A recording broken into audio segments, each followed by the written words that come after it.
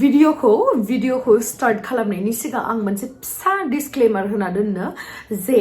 नैबे भिडिअआव आङो आंनि वेट लस जार्नियाव माखौ जादों माखौ थादों बेखौहाय आङो इउटुबनिफ्राय नायनासो आङो माने बेखौ फल' खालामदों आं कुनु डाइटिशियान नङा कुनु आङो मा होनो ट्रेनार नङा जे उमुक खालामबा उमुक जागोन बेफोरबायदि 100% गेरेन्टि टाइपनि जेबो बुस्थु गैया जास्ट आङो मा एसे रिजल्टखौ मोनदों नालाय बेखायनो आं बेखौ नोंथांमोनजों शेयार खालामगोन होननानै सानदों आरो रिजल्टखौथ' मा नोंथांमोना बे वेट लस जार्निनि जिथु first day second day third day सिरियालि जालांबाय थागोन बेयावनो मिथिलांगोन आरो आंबो मिथिया जे आंनि बे खस्थ' खालामनायनि फिथाइया गोदै जागोन ना गोखा जागोन आं बेखौ मिथिया बाट आं ट्राइ खालामगोन नोंथांमोनखौबो आंजों लोगोसे होफागोन होननानै आसा खालामबाय Good morning everyone आं दासो सिखारदों दायो 8टा जाबाय फुंनि ओमफ्राय आं सिखारनाय लोगो लोगो बेलेग दिनाथ' दुगैया दिनै दुगैनोसै आं एसे खामानि दङ जिहेतु स' नोंथांमोना जुदि उन्दुनो गोसो उन्दुफिनबानो जाबाय आंथ' सिखारनांगोन ना मोदोम फिसा नांगोन सोरनिथ' फन फैगोन बैनाय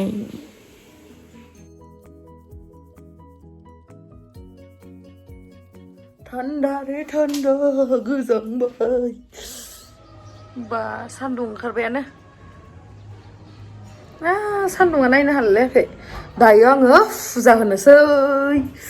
आंनि मन्दिर फिसायावनो हे गाइस खुलुमबाय नोंथांमोनखौ आंनि गुबुन मोनसे गोदान भिडिअ बावहरनाय थाबाय स' दिनैनि भिडिअआ आंनि वेट लस जार्निनि सेकेन्ड डे स' नोंथांमोना जुदि आंनि भिडिअखौ नायनो इन्ट्रेस्टेडब्ला नायलांबाय थादो ना मा होनो थुदो बिदिब्ला भिडिअखौ स्टार्ट खालामसै अलरेडि स्टार्टआनो जाखाबाय आरो आङो नै दिनैयो बे फुजाखौ दुगैस्रां लोबस्रां बेरेफुंजायावनो होदों ओरैनोथ' आङो बिदिनो 10टा बा 9टा बिदि टाइमावसो होयो आरोना फुंनि ओमफ्राय दिनै बिराद एसे फुङावनो होबाय आङो जेनेबा 8टासोआवनो इदि आरो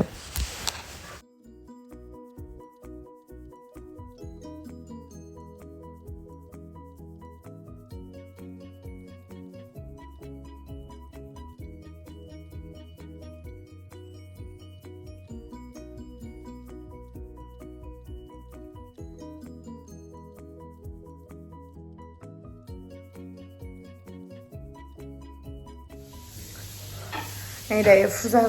होखांनानै दिनैयो जेरावबो बाहेरायाव थांनांगौ गैयाहाय आङो माने मेकआप खालामाखै जास्ट ओरैनो आइब्र'खौ ड्र' खालामबाय बेनोसै ओमफ्राय दायो आङो दै गुदुं लोंनोसै आं बिराद थाबनो दिनै फुजाखौ होनाय जाबाय ओमफ्राय दायो दै गुदुं लोंनोसै ओमफ्राय आगैया मा बानायनाय र' ब्रेड बनाया है ब्रेड संखांबाय ब्रेड बनाया है दिनै आङो एल'भेरा जुस माने एल'भेराखौ लायनो बाबाय आरोना बेखायनो आङो दिनै एल'भेरा जुसखौ लोंला आंनिया बिदिनो माने मालाबा बायो मालाबा ओंखायनो आङो दै गुदुंखौ खेबसे लोंग्रोनोसै बेनि उनावहाय आङो लोंगोन बे फ्लेक्स सीड्सखौ दायो आं ओरैनो लोंग्रोनोसै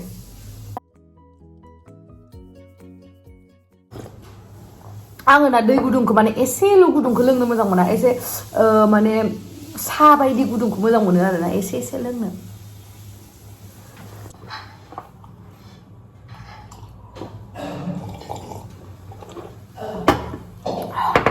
तामाम गुदुं आं एकदम लाल सा मोनसे लोंथार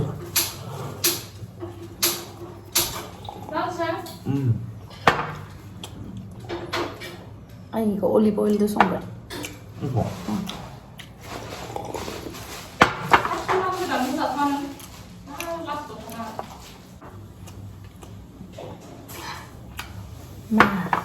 Saya sama deh. Jagon माइबा दाखालि गोसोआव दंना आखाया 11 ना बेसे जायो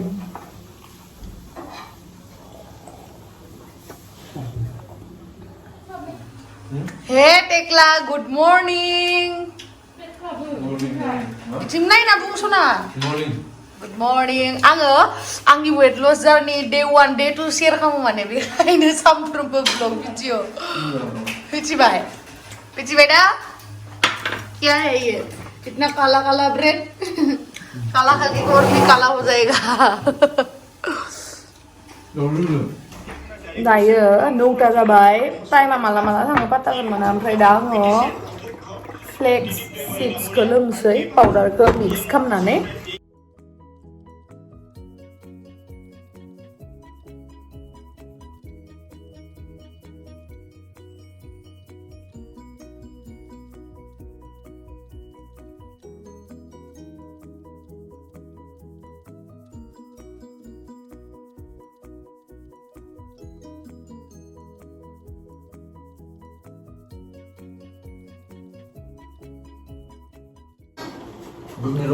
थाइसे जानोसै आं दा थाइसे दायो आङो सासे मानसिखौ दोननो थांनो र'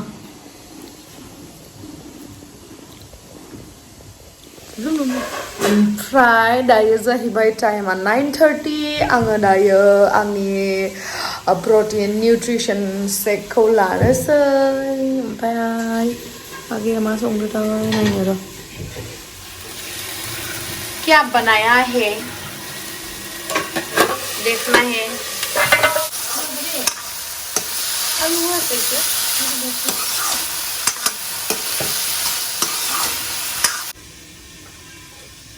ओंखाम संसै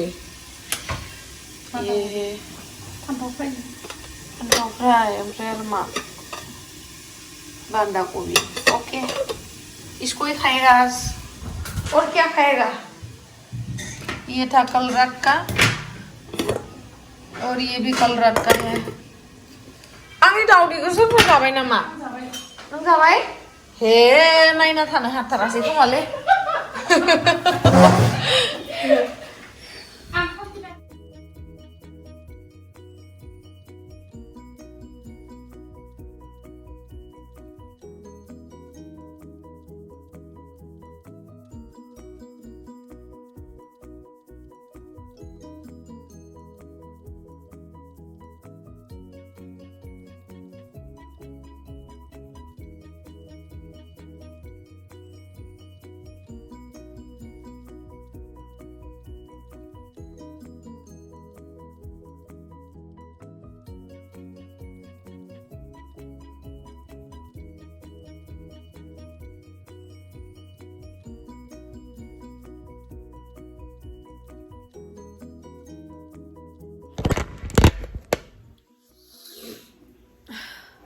दायो आं लोंखांबाय दायो ओमफ्राय आङो मेकआप खालामसै मेकआप खालामनानै एसे भिडिअ शुट खालामनांगौ दङ बेखौ खालामसै ओमफ्राय खालामखांनानैहाय आङो लान्च खालामगोन 12:30 नङाबा 1आवहाय स' लोगो मोनगोन उनावहाय आं मेकआप खालामसै दायो आंना जि गाजा माबाखौ माबा मा होनो सेलुलसखौ साननो बावगारदों आरोना सेलुलस टेब्लेटखौ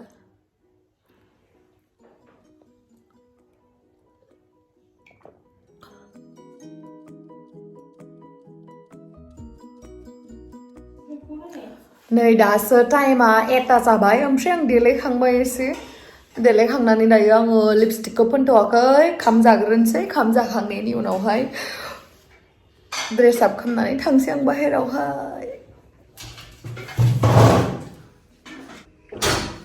नै आंनि ओंखामा एसां ओमफ्राय नै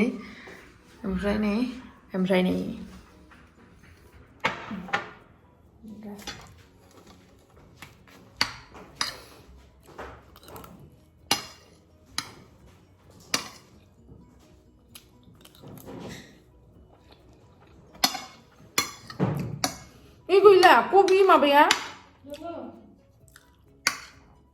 बिन थानाया आंनो संनाया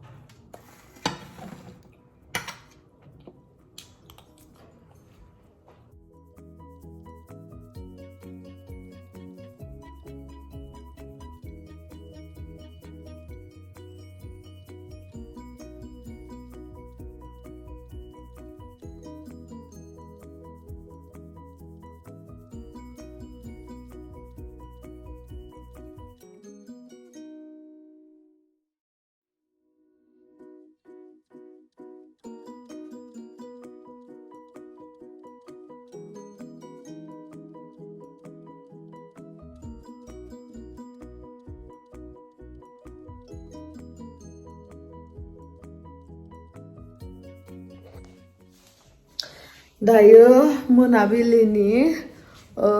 5टा बाजिबाय ओमफ्राय आं दिनै फ्रुट सालादखौ जाला मानो होनोबा दहाय आं एसे मा होनो बे भाजिफोरखौ एसे बारायै जादोंमोन बेखायनो आङो उखैयाखै बेखायनो आं दै गुदुं लोंनानै दायो एसे इभिनिं वाक खालामहैनोसै मानो होनना बुङोब्ला माने आं इउटुब भिडिअ नायदोंमोन आरोना उइदाउट एक्सारसाइज आं माने 1 मान्थ नायनो नागिरदों डाइटिं खालामनानै ओमफ्राय बेयावहा जुदि आं बेटार रिजाल्ट मोनो बा मोनबायानोसै आरो जुदि आं बेटार रिजाल्ट मोनोबा आं एक्सारसाइजखौबो कन्टिनिउ खालामगोन होननानै सानदों ओमफ्राय आरो आं मोनसे भिडिअ नुदोंमोन नालाय जेनेबा एक्सारसाइज खालामोबा जों मेङोना मेंनानै जों उखैयो आरो जोंनि जिथु वेट लस जानायावहाय डाइटआ 80% जोंखौ हेल्प खालामो आरो 20%आ जाहैबाय एक्सारसाइज स' आं जुदि एक्सारसाइज हेभि एक्सारसाइज बा हेभि वर्कआउट खालामो बिदिबा आं उखैगोन ना बेखायनो माने आङो फार्स्टआवहाय पुरा माने स्ट्रिक्ट डाइट खालामनो नागिरदों माने स्ट्रिक्ट माने 16 आवार्सनि जिथु नोंथांमोननो खिन्थाखाबाय आं सिगाङावहा 16 आवार्सनि फास्टिं ओमफ्राय 8 आवार्सनि इटिं ओमफ्राय बेखायनो आं दायो दै गुदुंखौ लोंनानै दसे इभिनिं वाक खालामहैनोसै वाकिनै मोनसे बादामखौनो जाना होनसै आं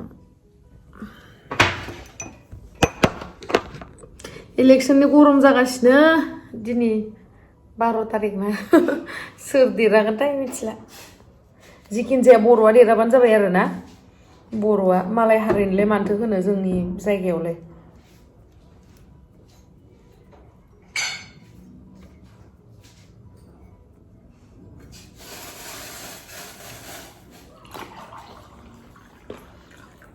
याव दोननाङा गुदुंथार नङाब्ला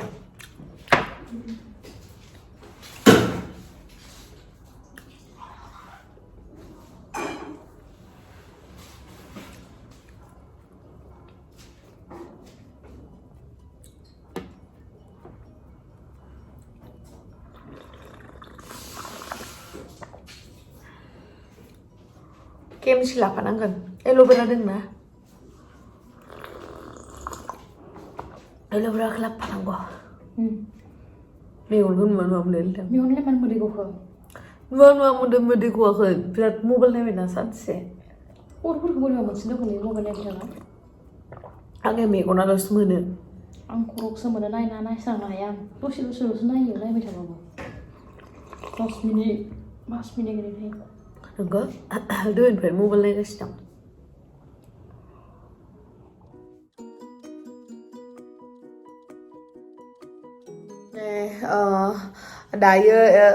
दायो दसे मा होनो थाबायहैनोसै गाहायावहाय नानियाबो गैया नानियाबो न'आवसो दंहैयो बिसा बिबौनि ना मानि बिदि माबा दङ आरो कास दङ सारद' दङ बेखायनो ओमफ्राय साननैसो उनाव फैगोन बियो आरो बेहाथ' मालाय थाबायनो गोनांथियानो गैया मालाय स्लिम फिटखा दायो आगैयाव उन्दुना दांदो थाबायहैगोन फायदो जल्दि आधा घन्टा थाबाय थादे फाय दायो जोङो लिफ्टि थांला सिरिजों थांगोन सिरि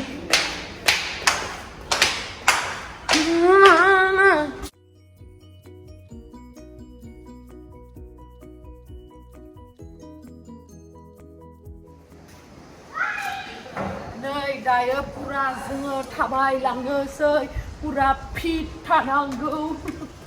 पुरा स्पिड हमगार्डफोर साख्रि मोनो खोमा गोदान सरखार फैनायजों लाबजों हमगार्डफोर साख्रि मोनो खोमा होननानै पुरा माने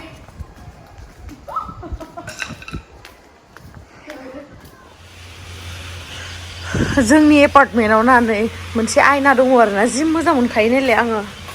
बेयावहा फैनो एसे स्लिम जाबायना जायाखैब्रा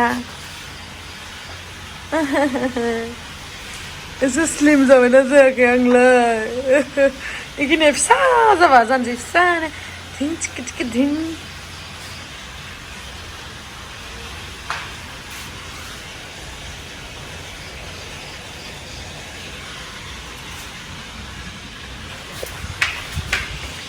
जल्दी थाबाय पुरा थाबायगासिनो जोङो खै पाक थांगोन मिथिया पुरा थाबायगासिनो पुरा Gemsri Daimari मोदोम फिसा जाथारनांगौ मोखाङा फिसा जाबानो जाबायमोनलै आंनिया मोखाङानो बिराद गिदिरथार दालाबायसा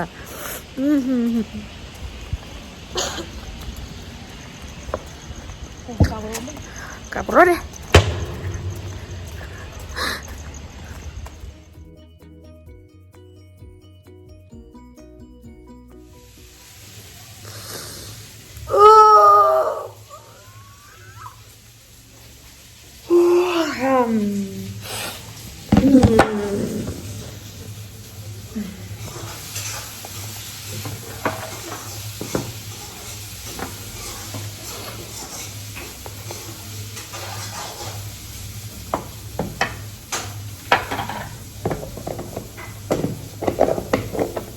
गाबोन आंनो एल'भेरा जुइस बानायना होदे आगै बाल गाबोन थाब सिखारगोन दे थाबायगोन दे गाबोन थाब सिखारगोन थाबायगोन दैनि बायसा थाबायगोन दे ना बिराद गुदुंथार नामा दैयालाय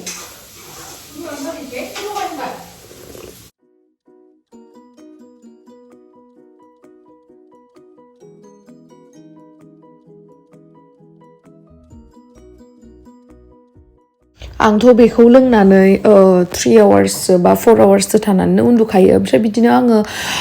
ओंखाम उखैनायथ' मोनखाया आङो अलरेडि आं प्रटिनखौ बिराद जाखानाय जादों नालाय ओमफ्राय बिदि माने ओंखाम उखैनाय बिदि फिल जाया आरो ओमफ्राय दैल' लोङो आङो बिदि नङा जे फास्टिं टाइमाव दैबो लोंनो मोना बिदि नङा दैबो लोंजायो नङाबा ग्रिन टि बिदि आरोना माने दैलाव बुस्थुखौ लोंजायो ओमफ्राय आं मा सानदों जुदि आंनि भिउवार्सफोराबो जुदि आंनि बायदिनो सोरबाफोर मटि दङ बिसोरबो आंजों लोगोसे डाइटिं खालामफाबा आं मोजां जागोन होननानै सानदों आरोना माने दा नोंथांमोननि गोसो नोंथांमोना जुदि गोसो जायोबा खालामफानो हागोन आंजों जुदि खालामफानो गोसोबा आं जेरैबायदि मा खालामदों बेखौ खालामबानो जाबाय आरो नङाबा इउटुबावहाय नायबानो जाबाय इन्टारमिटेन्ट फास्टिंआ मा बुस्थु आरो आंनि बे वेट लस जार्नियाव आं मा फ्लेक्स सीड्स बा मा होनो एल'भेरा जुसफोरखौ इउज खालामदों बेखौ माबोरै बानायनानै लोङोबा माला मा लोंनांगौ बेफोरखौ आङो नेक्स्ट भिडिअआवहाय नोंथांमोननो आं खिन्थागोन ओमफ्राय आरो लोगोसे मा होनो आं वेट लस जार्निनि भिडिअखौ day 1 day 2 सिरियालि आपल'ड खालामनो सानदोंमोन बाट आं बिदि खालामथ'ला मानो होनना बुङोबा डिफारेन्सखौ जेबो पात्ता मोननाय नङा सानफ्रोमबो आपल'ड खालामोबा बेखायनो आं उइकआव खेबसेल' आपल'ड खालामगोन स' थेंक इउ स' माच गाइस आंनि भिडिअखौ जोबजासिम नायनायनि थाखाय लाभ इउ आंखौ बेबायदिनो स्लिम जानायाव एसे हेल्प खालाम दे मटिभेट खालाम मानो बिदि नोंसोरो